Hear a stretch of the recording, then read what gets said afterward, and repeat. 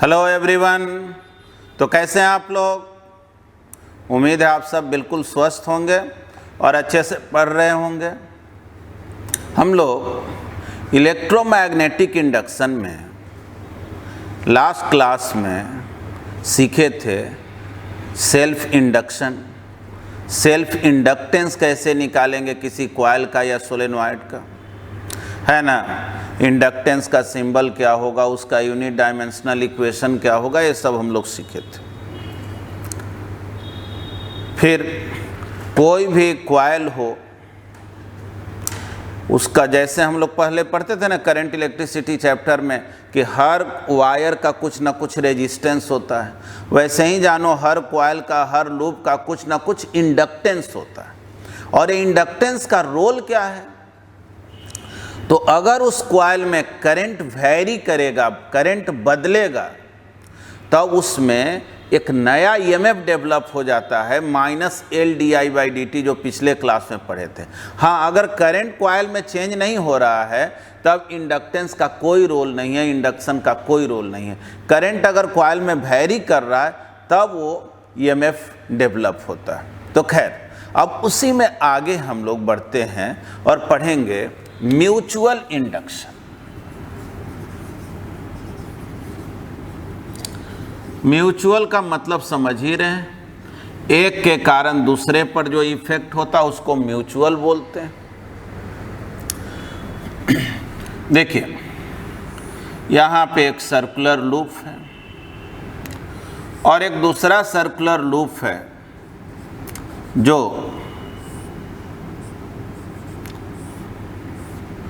एक बैटरी से कनेक्टेड। यहाँ पे एक रियोस्टेट, ठीक ना। दूसरा सर्कुलर लूप है जो एक बैटरी से कनेक्टेड।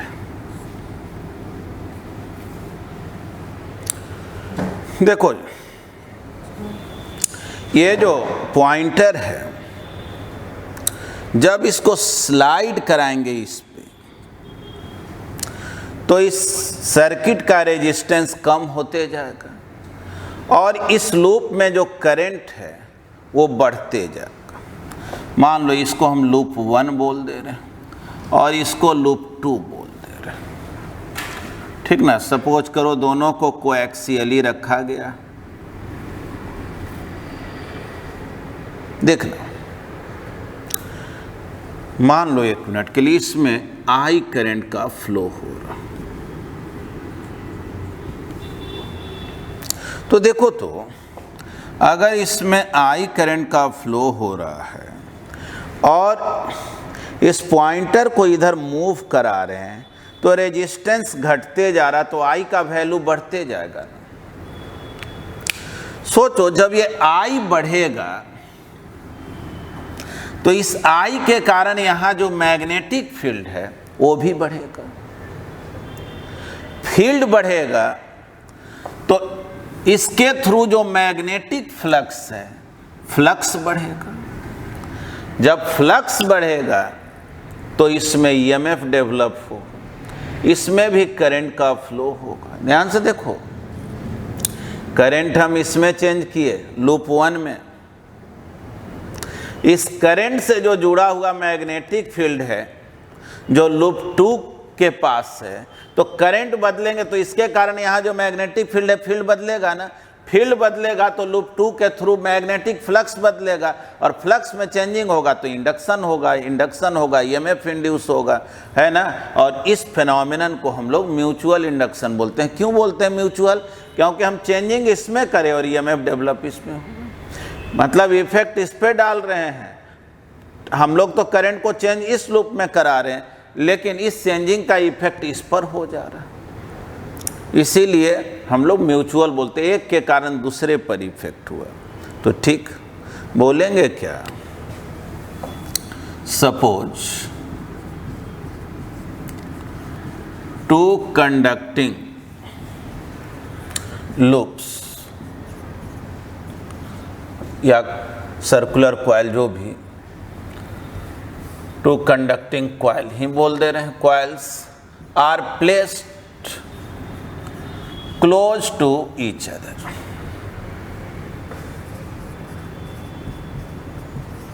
ठीक, बोलेंगे when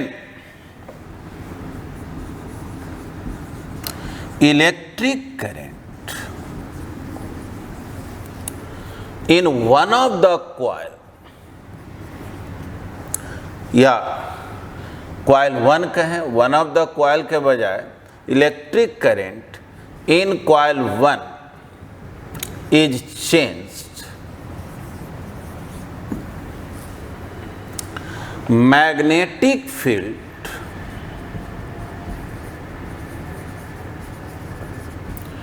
associated with this current changes. ठीक ना, इस करंट से जो जुड़ा हुआ मैग्नेटिक फील्ड है वो भी चेंज करेगा। Due to change in magnetic field, short में बी फील्ड लिख दे रहे हैं, B field, magnetic flux, magnetic flux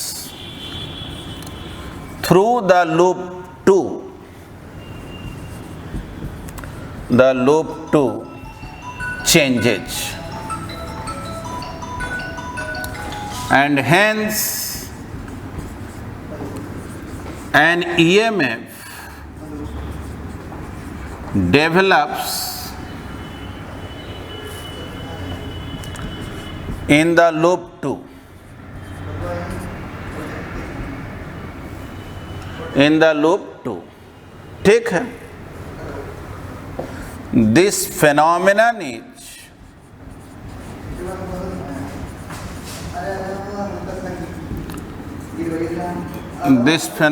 is called mutual induction. ठीक, अब थोड़ा समझिएगा। जब हम लोग इस करंट को चेंज किए तो इस करंट के कारण फील्ड चेंज हुआ, फील्ड चेंज हुआ, फ्लक्स चेंज हुआ। अब इसी को बोलो, करंट बढ़ेगा तो फील्ड बढ़ेगा, फील्ड बढ़ेगा तो फ्लक्स बढ़ेगा। यानी कि लूप 2 के थ्रू जो फ्लक्स है इस I के ना डायरेक्टली प्रोपोर्शनल है। जानते हो ना, मैग्नेटिक फील्ड I के प्रोपोर्शनल होता है। I जितना ही ज़्यादा होता है मैग्नेटिक फील्ड उतना ही ज़्यादा होता है। बायोट सावर्ट लॉ में पढ़े हुए हैं। तो I बढ़ेगा तो B बढ़ेगा, B बढ़ेगा तो फ्लक्स बढ़ेगा। तो बोलेंगे क्या, as magnetic field, magnetic field through the loop 2 is directly proportional, या केवल प्रोपोर्शनल लिख दो, proportional to the magnetic field. एक मिनट, एज मैग्नेटिक फ्लक्स यहाँ लिखते रहे, as magnetic flux through the loop is proportional to the magnetic field and magnetic field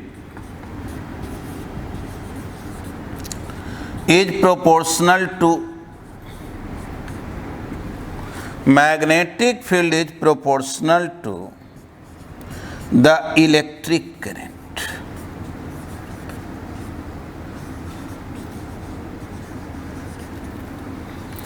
ठीक ना, इलेक्ट्रिक करंट ऑफ लूप 1। थोड़ा समझना क्या बोल रहे हैं। इसके थ्रू फ्लक्स जो होता है वो फील्ड के प्रोपोर्शनल, और फील्ड किसके प्रोपोर्शनल है, I के। तो बोलेंगे क्या, hence magnetic flux,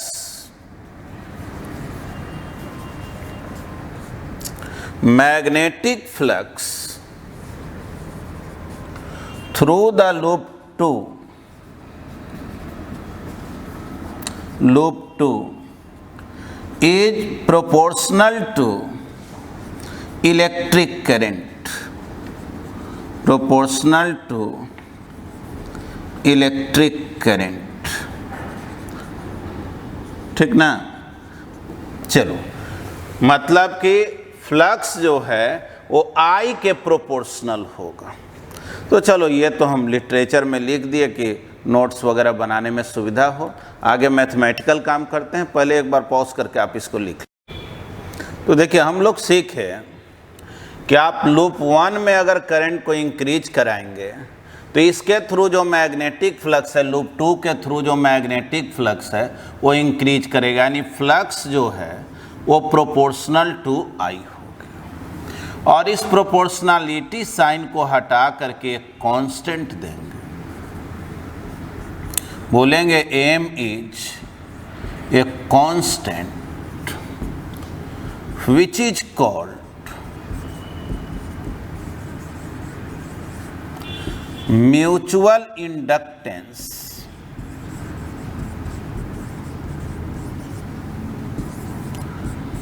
of these two coils या these two loops। जो मतलब म्यूचुअल इंडक्टेंस जो है ना वो सिंगल के लिए नहीं होता है।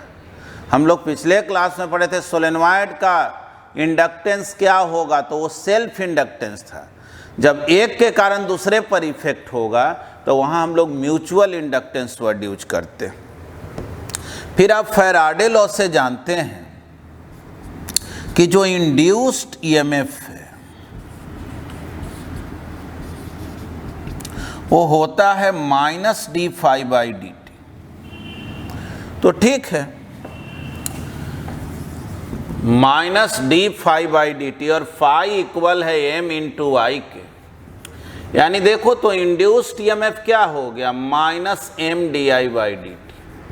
मतलब कि अगर म्यूचुअल इंडक्टेंस मालूम हो जाए और केवल ये पता चल जाए कि di/dt क्या है, यानी करंट किस रेट से चेंज कर रहा है, तो di/dt से m में मल्टीप्लाई कर देंगे तो इस लूप में कितना ईएमएफ डेवलप होगा पता चलेगा क्या। ये वाला तो ईएमएफ अलग है, तो बैटरी बना हुआ है। बोलेंगे क्या इस लूप में कितना ईएमएफ डेवलप हुआ इंडक्शन के कारण, तो उसका वैल्यू होगा -mdi/dt। जहाँ तक सवाल है m का यूनिट एंड डायमेंशन का, तो वही होगा जो आप सेल्फ इंडक्टेंस का पढ़े थे। m का भी निकालेंगे तो वोल्ट सेकेंड पर एम्पियर, जिसको हेनरी भी बोलते हैं।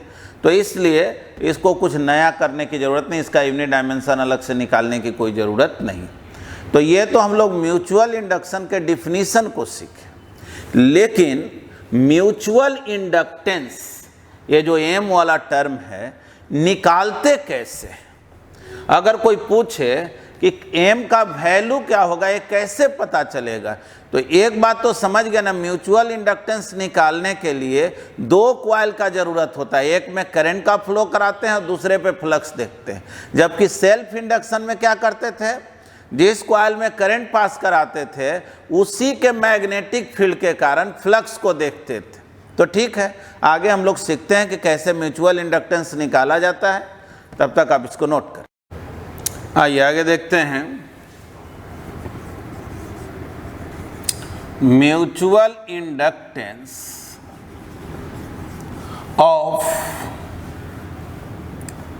To long coaxial solenoids.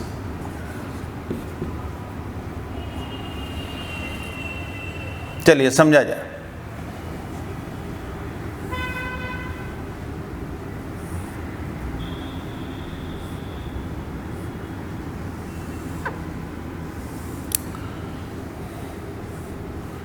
Suppose कीजिए दो ठोस सोलेनॉइड है,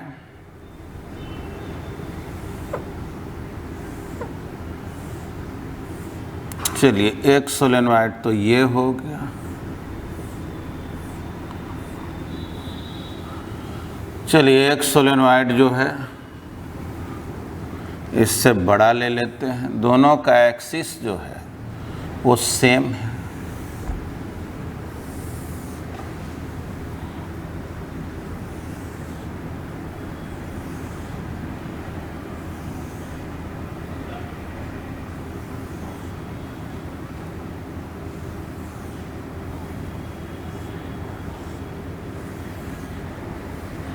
ठीक ना। दो हम लोग कोएक्सियल सोलेनॉइड ले लिया, यही दोनों का एक्सिस।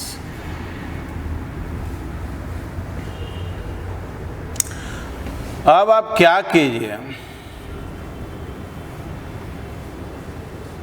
कि एक में करंट का फ्लो कराएं और दूसरे के थ्रू फ्लक्स निकालें।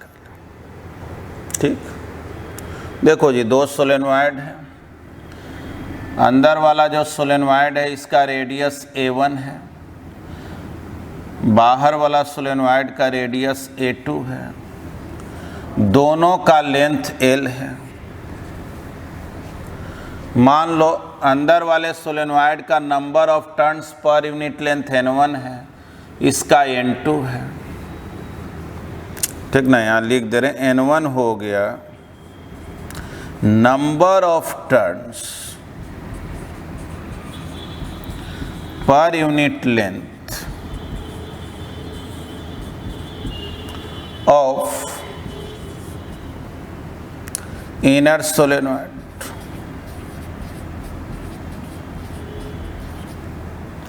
N2 हो गया number of turns per unit length of outer solenoid. ठीक, मान लेते हैं I जो है electric current in outer solenoid. अब थोड़ा समझना, तो अगर हम लोग आउटर सोलेनॉइड में, बड़ा वाला सोलेनॉइड में I करंट का फ्लो कराएं, तो इस सोलेनॉइड के कारण मैग्नेटिक फील्ड तो होगा एक्सिस के लॉन्ग, और मैग्नेटिक फील्ड का वैल्यू होगा mu not N2 into I। Mu naught Ni होता है, आउटर सोलेनॉइड का number of turns per unit length N2 है, तब mu naught N2 into I है ना। अब अगर बात करें magnetic flux through the inner solenoid, देखो करंट पास कराए आउटर में ना, तो फ्लक्स देखना है इनर के ऊपर। उल्टा भी कर सकते थे, करंट इनर में पास कराएं तो फ्लक्स आउटर के ऊपर देखते। तो देखो जी, फ्लक्स होता है B dot area into total number of turns. तो अगर हम लोग इनर सोलेनॉइड का बात करें, B इधर, एरिया वेक्टर भी इधर, पाई A1 स्क्वायर हो जाएगा, तो BA cos 0, और टोटल नंबर ऑफ टर्न्स का बात हो तो यूनिट लेंथ में N1 टर्न, तो L लेंथ में कितना टर्न, तो N1 इंटू L। B तो मालूम है म्यू नॉट N2I, एरिया जो है पाई A1 स्क्वायर हो गया, cos 0 1 N1 L, यानी देखो तो फ्लक्स कितना आ गया, mu naught N1 into pi A1 square L into I। Flux हो गया सम कांस्टेंट इंटू I, है ना, सम कांस्टेंट इंटू I। तो फ्लक्स हो गया M इंटू I, अभी पढ़े हैं ना। ये जो कांस्टेंट टर्म है ना, इसी कांस्टेंट टर्म को हम लोग नाम देते हैं म्यूचुअल इंडक्टेंस। ठीक ना, देख लो, फ्लक्स आ गया सम कांस्टेंट इंटू I, यानी हम लोग बोलेंगे M is equal to mu naught N1 into pi A1 square L, और इसको नाम क्या देंगे, mutual inductance of these two solenoids, अगर कोई पूछे ये म्यूचुअल इंडक्टेंस किसका है, इनर सोलेनॉइड का कि आउटर का, तो बोलेंगे नहीं, ये कॉम्बिनेशन ऑफ सोलेनॉइड का है, ऑफ दीज टू सोलेनॉइड्स।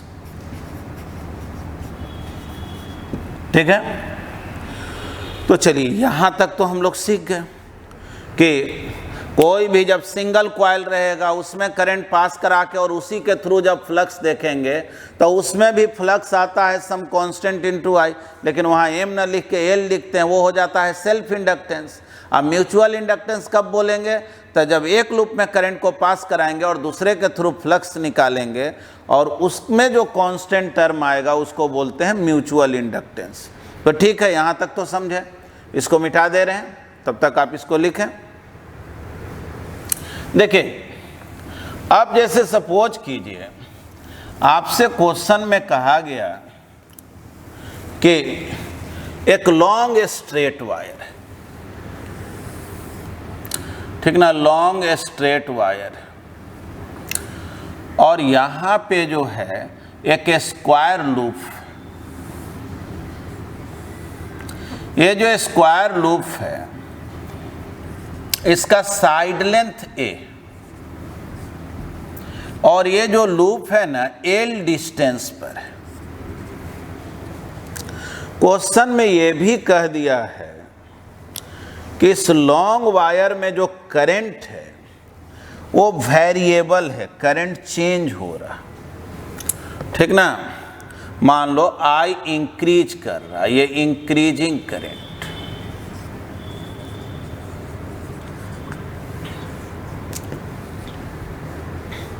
कहा गया फाइंड म्यूचुअल इंडक्टेंस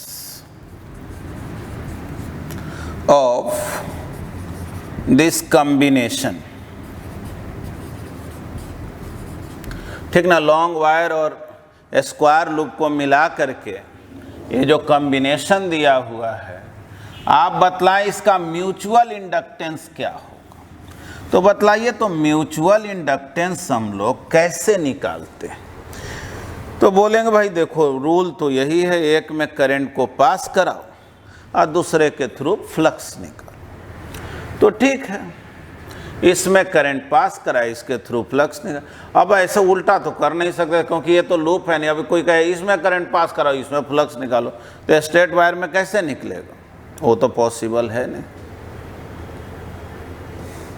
जाहिर है फ्लक्स तो इसी पे निकालना पड़ेगा। तो देखो कैसे बने, फ्लक्स मुझे निकालना है। चलो आई क्या हो रहा है, इंक्रीज कर रहा। अच्छा, इससे ही राइट साइड में ना है तो मालूम है ना, लॉन्ग वायर के कारण राइट साइड में मैग्नेटिक फील्ड इनवर्ड होता है इतना, तो आप पहले से भी जान, यानी इतना तो तय ही मैग्नेटिक फील्ड में है। और फ्लक्स क्या होता है, बी डॉट एरिया, तो बी अंदर एरिया आपका मर्जी है, इनवर्ड लीजिए चाहे आउटवर्ड लीजिए। हालांकि जो कन्वेंशन है वो ये कहता है कि आपको जो है एरिया वेक्टर का डायरेक्शन, कोई भी अगर करंट कैरिंग लूप हो तो उसके करंट के बेसिस पर लिया जाता है। अगर करंट एंटी क्लॉकवाइज है तो आउटवर्ड, और अगर क्लॉकवाइज है तो इनवर्ड। खैर हम लोगों को तो यहाँ मैग्नीट्यूड से मतलब है, बहुत ज़्यादा दिमाग लगाना, क्योंकि म्यूचुअल इंडक्टेंस कभी माइनस में तो होना नहीं है ना, तो इसलिए हमको तो पॉजिटिव वैल्यू से ही मतलब है। खैर चलो, तो मैग्नेटिक फ्लक्स कैसे निकाले, बी डॉट एरिया वेक्टर, तो बी अंदर, एरिया वेक्टर भी चलो अगर अंदर ही ले लें तो बी ए कॉस जीरो, एरिया तो हमको मालूम है कितने के इक्वल है, ए स्क्वायर, बी इंटू ए स्क्वायर। लेकिन बी के जगह क्या लिखें, मैग्नेटिक फील्ड के जगह क्या लिखें, तो यहाँ मैग्नेटिक फील्ड कुछ और, यहाँ कुछ और, यहाँ, कारण कि देखो ये लॉन्ग वायर है, लॉन्ग वायर के कारण अगर मैग्नेटिक फील्ड देखोगे तो उसका फॉर्मूला पढ़े थे mu naught I by 2 pi R. तो अलग अलग आर के वैल्यू के लिए फील्ड का वैल्यू अलग अलग है, फील्ड अलग अलग है, सब जगह फील्ड बदल रहा है। इसके थ्रू फ्लक्स अगर निकाले तो फ्लक्स होता है B dot area, B invert, area भी इनवर्ट। तो ठीक तो है, बी ए कॉस 0 लिखेंगे, लेकिन हम एरिया तो मालूम है ये ए स्क्वायर, लेकिन बी के जगह क्या लिख, बताओ बी के जगह क्या लिख।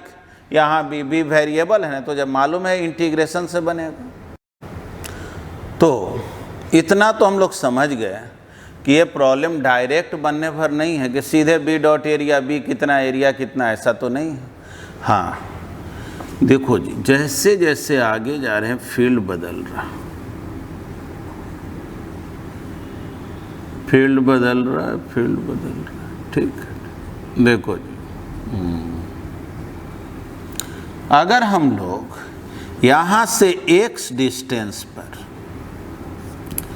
dx थिकनेस का एक एलिमेंट लें, तो बोलेंगे ना कि मैग्नेटिक फील्ड, देखना मैग्नेटिक फील्ड यहाँ कितना, तो mu naught I by 2 pi L, यहाँ कितना, तो x है ना, mu naught I by 2 pi x.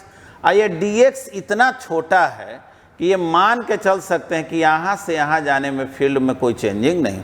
हाँ इधर जाने में तो फील्ड बदल नहीं रहा, ये तो ये एल डिस्टेंस इधर ही जाने पे ना बदल रहा। ठीक, तो चलो जी, ये जो एलिमेंट लिए इसके थ्रू मैग्नेटिक फ्लक्स निकालना। तो चलो पहले एरिया ऑफ द एलिमेंट, इस एलिमेंट का एरिया कितना, तो ए इंटू डी एक्स हो गया एरिया।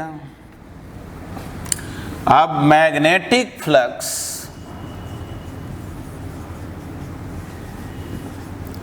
थ्रू द एलिमेंट, इस एलिमेंट के थ्रू मैग्नेटिक फ्लक्स क्या होगा, तो फ्लक्स होता है बी डॉट एरिया। तो एलिमेंट है तो डी ए लिख दिए हैं, एरिया को डी ए से डिनोट किए हैं। चूँकि देखो मुझे तो मतलब है पॉजिटिव साइन से ही, इसलिए एरिया का डायरेक्शन बाहर ले चाहे अंदर ले, है ना, माइनस आएगा अभी, तो माइनस को तो मुझे इग्नोर ही करना है, इसलिए बी अंदर है, एरिया भी अंदर ले लेते हैं।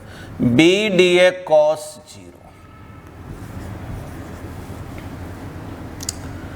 बी के जगह क्या लिखें, तो x डिस्टेंस पर mu naught I by 2 pi x हो गया मैग्नेटिक फील्ड, और एरिया हो गया a into D x.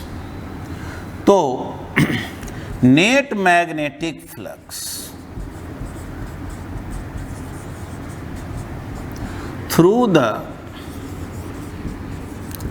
Square loop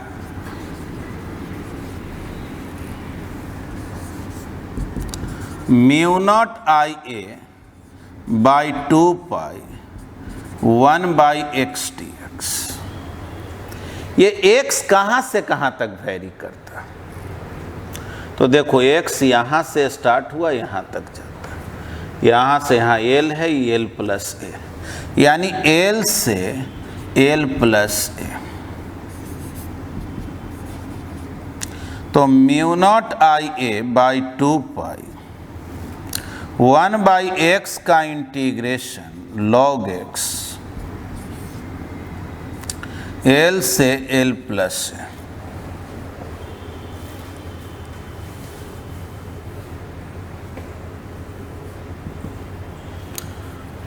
mu naught I A by 2 pi log L plus A minus log L.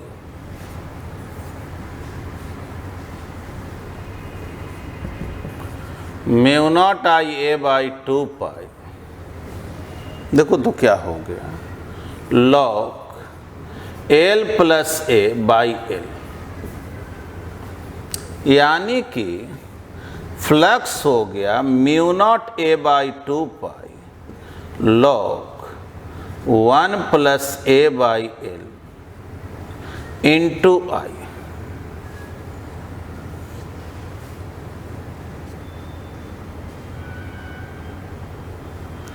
तो मैग्नेटिक फ्लक्स हो गया m into आई, यही ना m हो गया, यानी m का value mu not a by 2 pi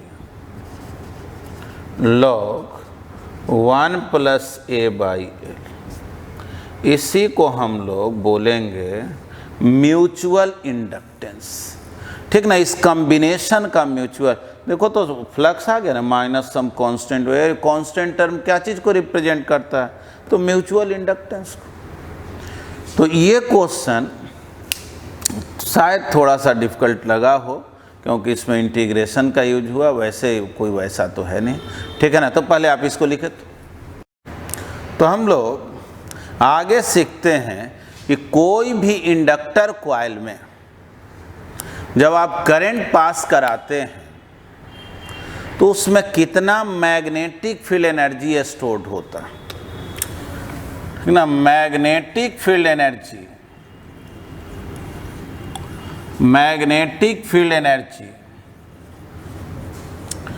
stored in an inductor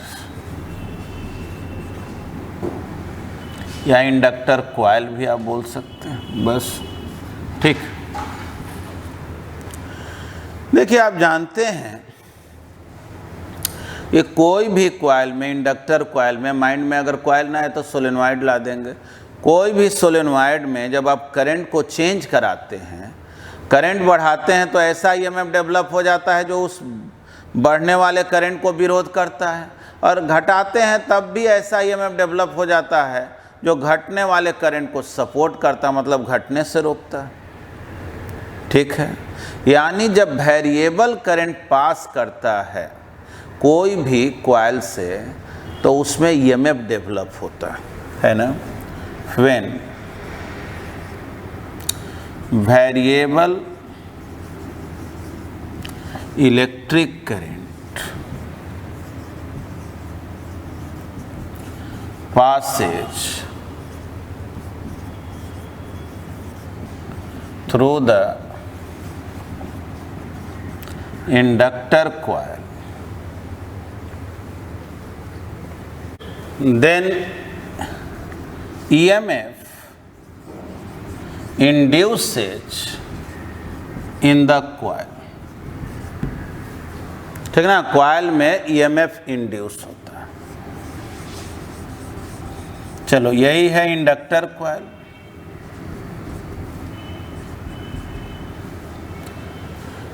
इसमें EMF इंड्यूस हुआ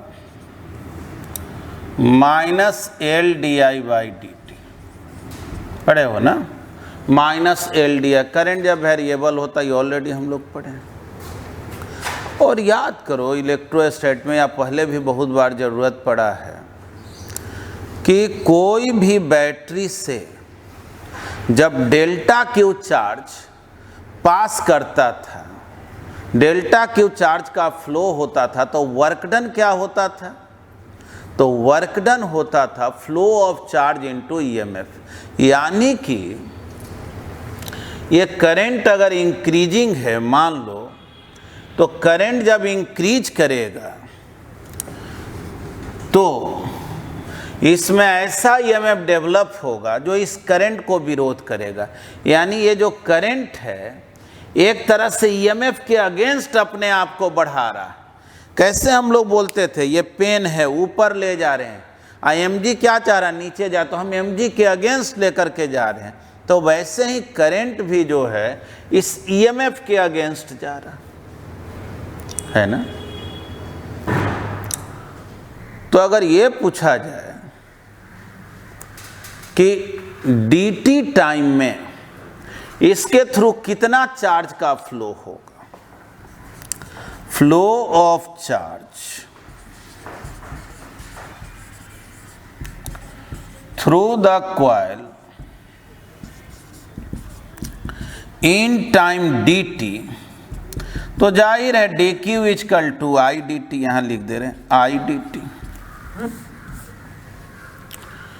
इतना चार्ज का फ्लो हुआ, और जब चार्ज का फ्लो होगा तो वर्क होगा।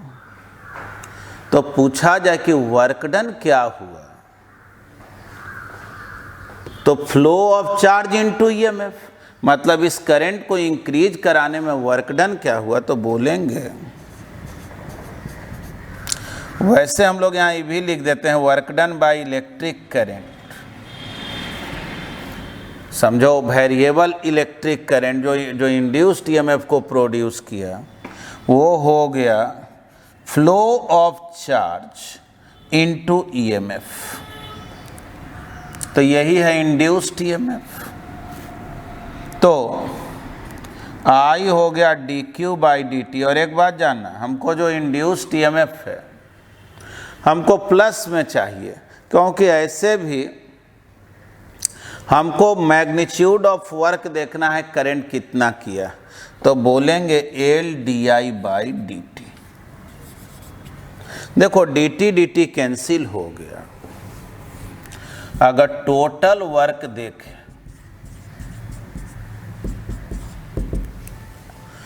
तो क्या हो गया, एल आई डी आई, और इसी को इंटीग्रेट करो। ये तो हुआ स्मॉल टाइम में ना। अगर टोटल वर्क देखें, total work during the period current increases from 0 to I। तो करंट 0 से इंक्रीज करके क्या हो गया I पर पावर 1 है, I square by 2, 0 to I, half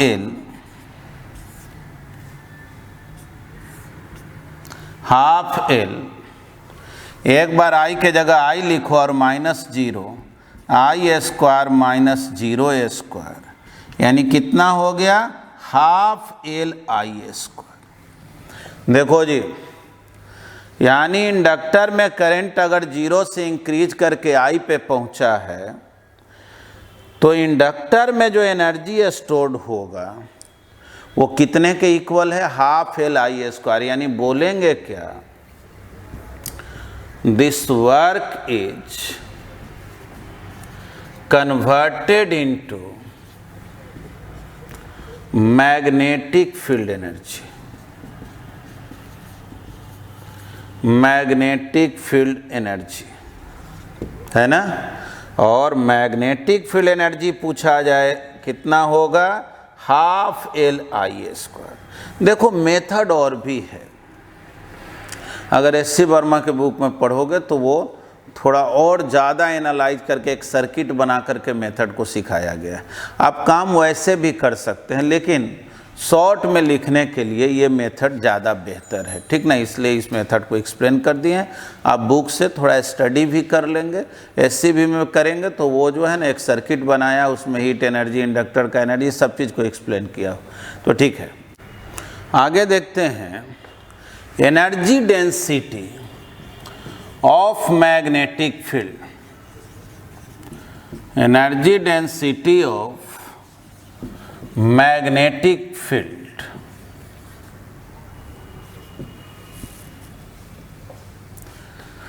या मैग्नेटिक फील्ड एनर्जी डेंसिटी भी बोल सकते हैं। यानी कि याद करें, पहले आप पढ़े थे energy density of electric field, उसमें हम लोग पढ़ते थे electric field energy per unit volume. यहाँ क्या बोलेंगे, तो यहाँ बोलेंगे magnetic field energy,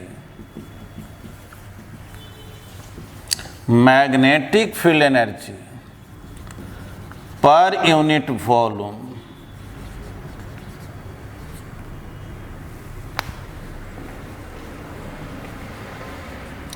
is called energy density of magnetic field.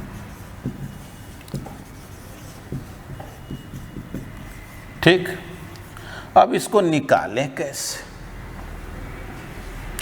देखो जी, जैसे मान लो एक लॉन्ग सोलेनॉइड, इसका रेडियस जो है ना वो a, इसका लेंथ l।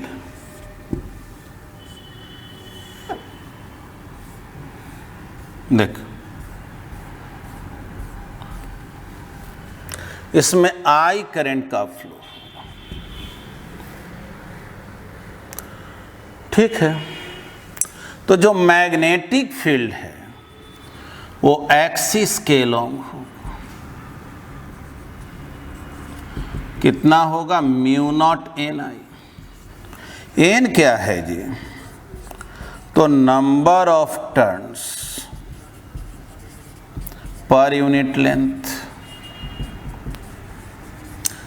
चलो ये सब तो समझते ही हो, इसमें कौन है इसमें टाइम। ठीक, कोई पूछे कि निकालना तो एनर्जी डेंसिटी है, बोलेंगे ठीक है एनर्जी डेंसिटी निकालना है तो magnetic field energy divided by volume करना होगा। पर यूनिट वॉल्यूम को एनर्जी डेंसिटी बोलते हैं। तो वॉल्यूम में तो कोई दिक्कत नहीं। वॉल्यूम ऑफ द सोलेनॉइड, बोलो इसका वॉल्यूम क्या होगा? तब पाई A square into L, cylinder ही ना हो गया, ये वॉल्यूम होगा। अब एनर्जी कितना स्टोर्ड है, वो भी magnetic field energy. Magnetic field energy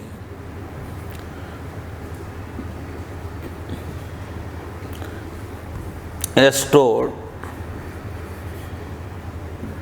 in long solenoid, तो हाफ एल आई स्क्वायर हो गया मैग्नेटिक फील्ड एनर्जी। और एल का वैल्यू सोलेनॉइड के लिए सेल्फ इंडक्टेंस क्या होता है याद कीजिए, सिखाए थे mu naught pi A square N square L into I square. चलो ये तो एनर्जी निकल गया। अब पूछा जाए एनर्जी डेंसिटी क्या होगा? एनर्जी डेंसिटी क्या होगा जी? तो बोलेंगे total electric field energy divided by volume, sorry total magnetic field energy divided by volume. तो मैग्नेटिक फील्ड एनर्जी क्या आया है? तो half mu naught pi A square N square L I square divided by volume. तो volume क्या है जी? तो वॉल्यूम है pi A square L, pi A square L.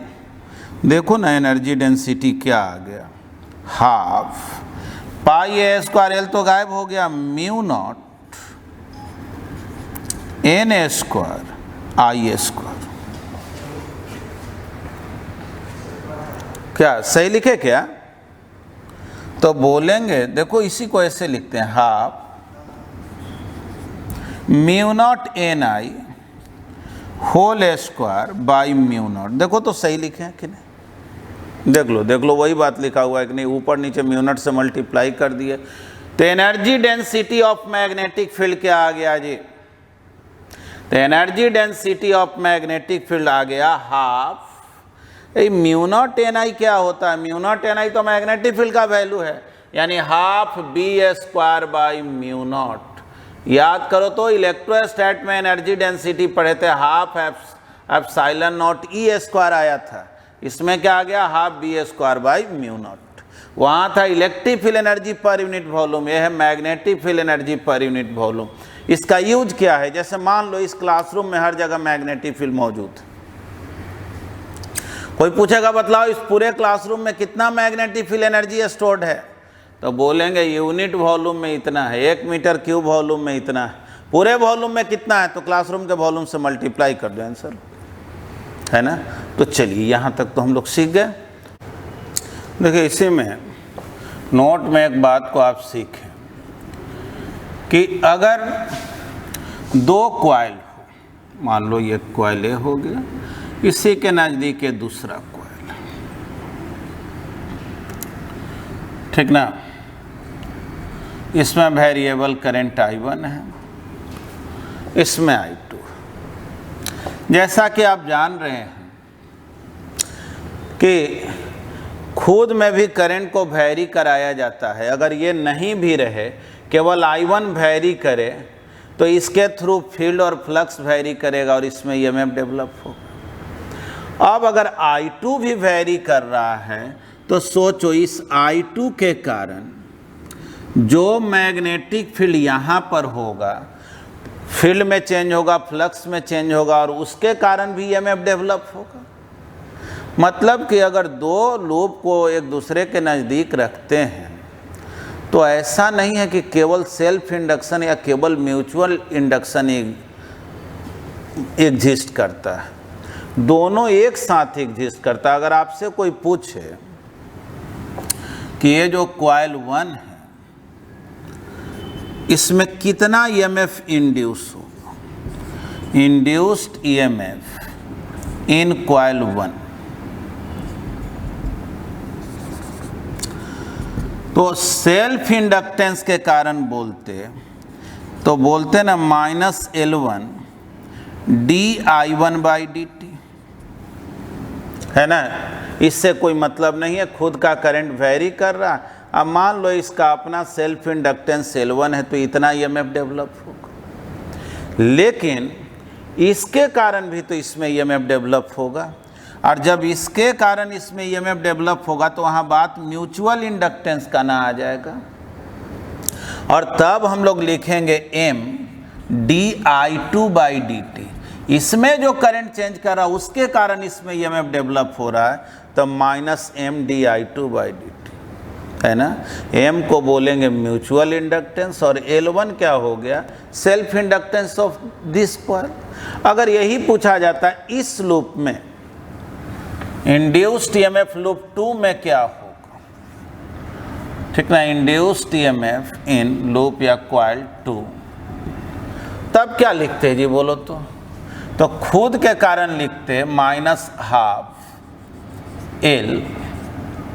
L2 लिख दे रहे हैं, di2/dt -M di1/dt। हालांकि अक्सर जो है ना कॉम्बिनेशन का ज़रूरत पड़ता नहीं, मैंने दोनों कंसीडर नहीं करना। एक के कारण जैसे दो कॉइल रहता है तो अक्सर केवल म्यूचुअल वाला यूज होता है, सिंगल रहता है तब तो सेल्फ यूज होगा।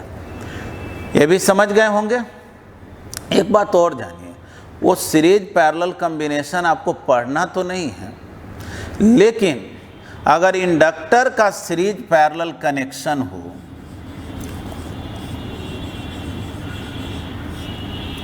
हालांकि ये भी बहुत विचित्र होता है। नॉर्मल केसेज में जो है जैसे L1 L2, अगर दो ठो इंडक्टर है, आप इक्विवेलेंट इंडक्टेंस निकालना चाहते हैं तो इक्विवेलेंट इंडक्टेंस जो है ना वो रेजिस्टेंस जैसा ही ऐड हो जाता है। R1 + R2 जैसे करते थे ना सीरीज में, वैसे ही L1 + L2 हो जाता है। लेकिन इसमें भी जो माइक्रोस्कोपिक व्यू में जाएंगे तो बहुत फ़र्क पड़ता है, क्योंकि इसमें करंट वेरी कराएंगे तो इसमें भी म्यूचुअल इंडक्टेंस के कारण ईएमएफ डेवलप होगा, इसका करंट वेरी करेगा, इसमें भी मतलब म्यूचुअल इंडक्टेंस का भी इफेक्ट हो जाएगा। केवल सेल्फ इंडक्टेंस का तो बात नहीं, लेकिन केवल अगर हम लोग सेल्फ इंडक्टेंस का बात करें तो इसको हम लोग सेम जो जैसे रजिस्टर को कनेक्ट करते हैं ना वैसे करते हैं। वो हालांकि आपके वो सिलेबस में तो है नहीं, लेकिन फिर भी मैं कुछ हिंट दे देता हूँ, सिखा देता हूँ, इसको पहले नोट कर लें आप। तो हम लोग सीरीज कनेक्शन ऑफ इंडक्टर्स देखते हैं।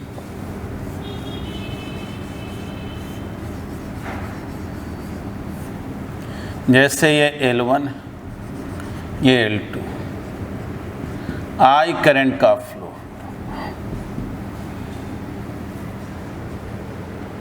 तो जाहिर है इसमें ईएमएफ कितना डेवलप होगा, -L1 di/dt।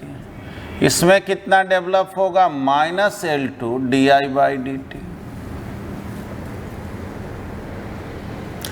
अगर हम लोग दोनों को हटा करके इस A और B के बीच में एक सिंगल इंडक्टर को रखें जिसका इंडक्टेंस मान लो L है, ठीक ना, इसी को इक्विवेलेंट इंडक्टेंस बोले, इक्विवेलेंट वैल्यू हो गया। तो इसमें ईएमएफ कितना डेवलप हो गया, -L di/dt। तो बोलेंगे क्या, ये दोनों मिल करके जितना ईएमएफ दिया, अगर अकेले ये ईएमएफ दे दे तो बोलेंगे ना दोनों का ये इक्विवेलेंट है, यानी minus L d I by d t should be equal to minus L1 d I by d t minus L2 d I by d t. देखो d I by d t common होकर गायब हो गया, क्या आ गया L1 plus L2, है ना। जैसे रेजिस्टेंस में सीरीज में रहता था तो R1 प्लस R2 होता था, वैसे ही इसमें हो गया L1 प्लस L2। अब जो है पैरेलल कनेक्शन का बात करें, ठीक ना, पैरेलल कनेक्शन। हालांकि सीरीज में और भी सारे केसेज है, हालांकि ये बहुत बड़ा टॉपिक है, लेकिन हम लोगों को ये सब पार्ट पढ़ना नहीं है। पैरेलल कनेक्शन जो है,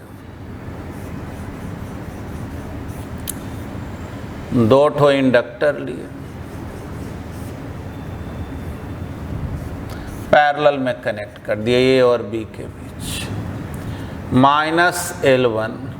अब देखो यहाँ से जैसे I करंट जाएगा तो I तो बढ़ जाएगा ना, I1 और I2 हो जाएगा, तो minus L1 d I1 by d t, अब minus L2 d I2 by d t, यहाँ तो I होगा। अब अगर हम लोग इस दोनों को हटा करके एक सिंगल इंडक्टर लें, इसका इक्विवेलेंट, और इसमें अगर I करंट का फ्लो हो रहा है तो इसमें EMF कितना हो गया, minus L d I by d T. ठीक, देखो तो हम लोग जो है बोलेंगे ना कि I जो है वो इक्वल है I1 प्लस I2, ठीक, I इक्वल है I1 प्लस I2 के। देखो अगर VA माइनस VB अगर हम लोग इस पाथ से निकालते तो बोलते minus L1 d I1 by d T.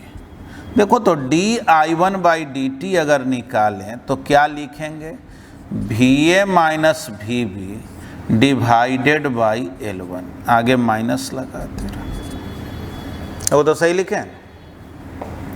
इसी तरह से D I2 by d T भी लिखेंगे तो आगे minus VA minus VB divided by L2। और इक्विवेलेंट का बात करें, A और B के बीच अगर एक सिंगल इंडक्टर होता और उसमें अगर कोई पूछता कि D I by d t क्या होगा, तो देखो इसमें भी VA माइनस VB निकालता तो minus L d I by d T हो जाता। मतलब कोई कॉइल का, हम लोग इंडक्टर कॉइल का कोई रेजिस्टेंस वगैरह मान के नहीं चल रहे, तो d I by d T अगर निकालते उसके हेल्प से भी तो आता minus VA minus VB divided by L, यही आ गया। और मालूम है आपको कि I इक्वल है I1 प्लस I2 का, तो d I by d t d I1 by d t d I2 by d t, d I by d t क्या लिखे, तो minus VA minus VB by L, d I1 by d t क्या लिखे, minus VA minus VB by L1, फिर d I2 by d t तो minus VA minus VB by L2। देख लो VA minus VB और minus तो गायब हो गया, 1 by L 1 by L1 plus 1 by L2, यानी ठीक ये रिजल्ट वैसा ही आया क्या जैसा रेजिस्टेंस में पैरेलल कनेक्शन होता है ना। तो इस तरह से भी आप काम कर सकते हैं, पहले इसको नोट करें। हाँ, तो नोट में देखेंगे एक और बात को, जैसे दो ठो कॉइल है, दोनों जो कॉइल है ना, मान low self inductance L1 L2, जाहिर है दोनों में सेम डायरेक्शन में करंट का फ्लो हो रहा। अब देखो तो दो ठो कॉइल है,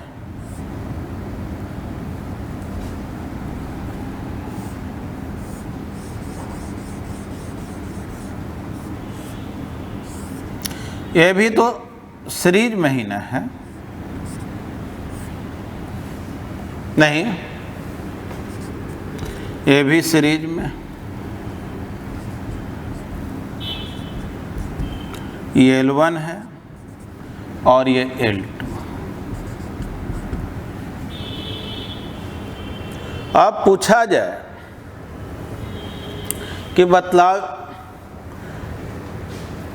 क्या होगा इक्विवेलेंट इंडक्टेंस, ठीक ना। केस ए हो गया, ये बी हो गया। थोड़ा समझना है इसको। देखो सही, वैसे तो कह दोगे कि अभी ना आप सिखाए थे L1 + L2, ठीक है, नॉर्मल वे में कर देते हैं, लेकिन सही मायने में L1 + L2 फार्मूला तब वैलिड होता है जब ये दोनों एक दूसरे से काफ़ी डिस्टेंस पे रखा हो। दोनों के बीच का सेपरेशन इतना ज़्यादा होना चाहिए कि एक के कारण दूसरे पर इफेक्ट ना हो, क्योंकि एक के कारण दूसरे पर इफेक्ट होगा तो हम म्यूचुअल इंडक्टेंस भी काउंट में आ जाता है, यानी म्यूचुअल इंडक्टेंस का बात जहां पे ना हो। तो देखो जी, फॉर ए के लिए जब काम करोगे ना तो इक्विवेलेंट इंडक्टेंस पूछा जाए तो सही मायने में ऐसे लिखा जाए L1 L2 + 2m। कोई कहे ये क्या कर दिए 2m, ठीक ना। दोनों कॉइल में जब करंट सेम डायरेक्शन में है, when current in both coils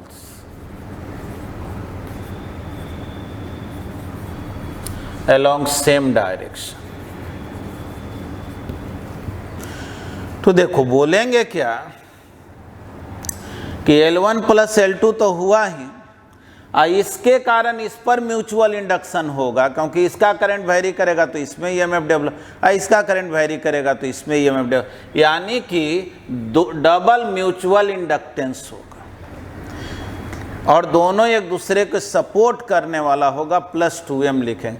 लेकिन इसमें देखो ये भी तो सीरीज में ही कहा जाएगा, लेकिन इसमें देखो तो इसका करंट इधर और इसका करंट इधर, तो बी पार्ट के लिए जब बात हो ना तो हम लोग बोलेंगे L1 + L2 - 2m, यानी करंट जब अपोजिट डायरेक्शन में,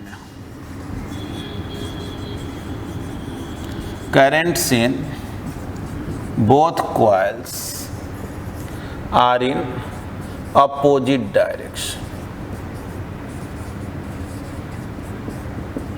ठीक। तो थोड़ा सा लेक्चर जो है वो बड़ा तो हो गया, टाइम टेकिंग हो गया, लेकिन आपको जो है इस चैप्टर का एक एसी जनरेटर टॉपिक को छोड़ करके सारे थियोरेटिकल कॉन्सेप्ट सिखा दिया गया। और एसी जनरेटर भी जो है ना उसको मैं आपको अल्टरनेटिंग करंट में पढ़ा दूंगा तो ज़्यादा बेहतर रहेगा, क्योंकि एसी से रिलेटेड है और एसी जनरेटर है तो बेहतर है, वहीं पे हम लोग सीखेंगे। देखिए आपके सिलेबस में एनसीईआरटी बुक के according growth of current, decay of current, ये सब नहीं, और इस बार तो वैसे भी सिलेबस को कट कर दिया गया है। ये सब भी जो पोर्शन ग्रुपिंग वगैरह पढ़ाए हैं ये सब आपको जो है एक तरह से मतलब सिलेबस से बाहर ही समझा जाए, लेकिन नॉलेज के लिए फिर भी बात बता दी। और कभी कभी क्या होता है कि क्वेश्चन वगैरह जो सेट किया जाता है तो थोड़ा बहुत जो है ना 1-2% लोग उसको एक्सीड कर ही जाता है, तो उसको सोच करके चला गया है। तो अगले क्लास से मैं इस चैप्टर का जो भी न्यूमेरिकल्स है, प्रॉब्लम्स है, उसका टाइप्स ऑफ प्रॉब्लम को सिखाऊंगा, और जब प्रॉब्लम फिनिश हो जाएगा तब हम लोग अल्टरनेटिंग करंट पढ़ाएंगे। देखो अल्टरनेटिंग करंट तक जो भी है वो टाइम टेकिंग पोर्शन है, अभी भी न्यूमेरिकल का टाइप्स बहुत है, ये भी एक टाइम टेकिंग ही पोर्शन है। बहुत से स्टूडेंट ये पूछते हैं सर नंबर ऑफ क्लासेज बता दिए। एक्चुअली पहले से जो है ऐसा तो है नहीं, कोई रिकॉर्डेड रखा हुआ है कि आपको नंबर बतलाया जा सके। हाँ, कोशिश किया जाता है कि आपको जो है लगभग जितने भी कंटेंट है, टाइप्स ऑफ प्रॉब्लम है, वो सब सिखा दें और बाद में जो है एनालाइज करेंगे कि उसमें कितना टाइम लगेगा। पूरा तो बताना पॉसिबल प्रैक्टिकली नहीं। थैंक यू, धन्यवाद।